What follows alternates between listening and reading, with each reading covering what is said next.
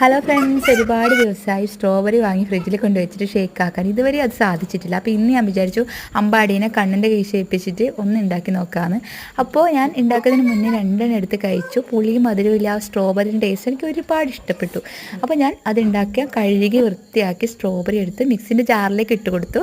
അതിനുശേഷം പാല് കട്ടയാക്കിയത് അതിലേക്ക് ഒഴിച്ചു കൊടുത്തു. അപ്പോൾ കണക്കൊന്നും ഞാൻ പറയുന്നില്ല, എല്ലാവർക്കും അതിനനുസരിച്ച് ചെയ്താൽ മതി. അപ്പോൾ പഞ്ചസാരയും നമുക്ക് വേണ്ടത്ര ഇട്ട് കൊടുത്തു. അതിനുശേഷം 2 ബോൾ ഐസ്ക്രീം ഉണ്ടായി. അപ്പോൾ ഒരു ബോൾ ഐസ്ക്രീം അതിലേക്ക് ഇട്ട് കൊടുത്ത് കുറച്ചുകൂടെ പഞ്ചസാരയും പാൽ കട്ടയാക്കിയത് ഇട്ട് കൊടുത്ത് മിക്സിൻ്റെ ജാറിലിട്ട് അടിച്ചെടുത്തു. റെഡിയായി. ഒരു ബാലൻസ് ഉണ്ടായ ബോൾ ഐസ്ക്രീം ഞാൻ അതിലേക്ക് ഇട്ട് കൊടുത്തു. സ്പൂൺ കൊണ്ട് ജസ്റ്റ് ഒന്ന് ഇളക്കി കൊടുത്ത ശേഷം ഗ്ലാസ്സിലേക്ക് ഒഴിച്ചു കൊടുത്തു. അപ്പോൾ ഞാൻ കഴിച്ച് നോക്കട്ടെ ഗൈസ്, അടിപൊളി ടേസ്റ്റ് തന്നെ. എനിക്ക് ഇഷ്ടപ്പെട്ടു. കാരണം വെച്ചാൽ നമ്മൾ ആദ്യമായിട്ട് ഉണ്ടാക്കുന്നതായതുകൊണ്ട് മാത്രമല്ല എനിക്ക് ഇഷ്ടപ്പെട്ടു. കാരണം മറ്റുള്ള ഒരു സംഭവം പോലെയല്ല. അപ്പം എൻ്റെ അമ്പാടി ഒരു സ്ട്രോബെറി കഴിക്കുന്നു. അപ്പോൾ കണ്ണിന് കൊടുത്തായിട്ട് സൂപ്പർ ടേസ്റ്റ് ഉണ്ടാ? സൂപ്പർ ടേസ്റ്റ്, ഒരു രക്ഷയില്ല. സൂപ്പർ ടേസ്റ്റ്, ഒരു രക്ഷയില്ല കേട്ടാ. നമ്മളാക്കണ്ടല്ല അറിയും. അല്ലെങ്കിൽ സ്ട്രോബെറിയും അപ്പുറം ഐസ്ക്രീം ഇട്ടിട്ട് ജ്യൂസ് അടിക്കുമ്പോൾ ഒരു സൂപ്പർ ടേസ്റ്റാണ്. എന്നാൽ എന്തായാലും ട്രൈ ചെയ്ത് നോക്കണം.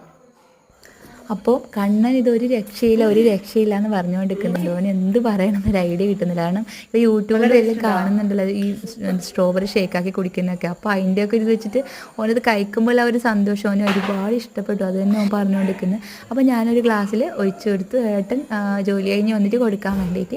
അപ്പോൾ ഏട്ടൻ വന്നു. ഏട്ടൻ്റെ ശേഷം കൊടുക്കാമെന്ന്. ഏട്ടൻ ഇത് കഴിച്ച് നോക്കിയിട്ട് പറയട്ടെ ശേഷം കാത്തുനിന്നു.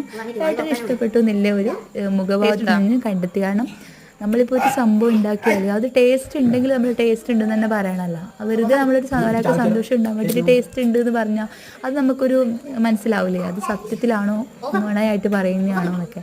അപ്പോൾ ഇതെനിക്ക് മനസ്സിലായി, ഒരുപാട് ഇഷ്ടപ്പെട്ടു. ഏട്ടൻ പറഞ്ഞു എന്നോട് നല്ലോണം എനിക്ക് ഇഷ്ടപ്പെട്ടു. കാരണം ഞാനും അത് ഒരുപാട് ആസ്വദിച്ചാണ് കുടിച്ചത്. കണ്ണിനും അതെ.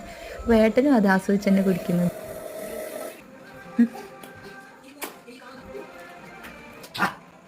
സൂപ്പർ, ഉണ്ടാക്കി നോക്കൂ. സൂപ്പർ.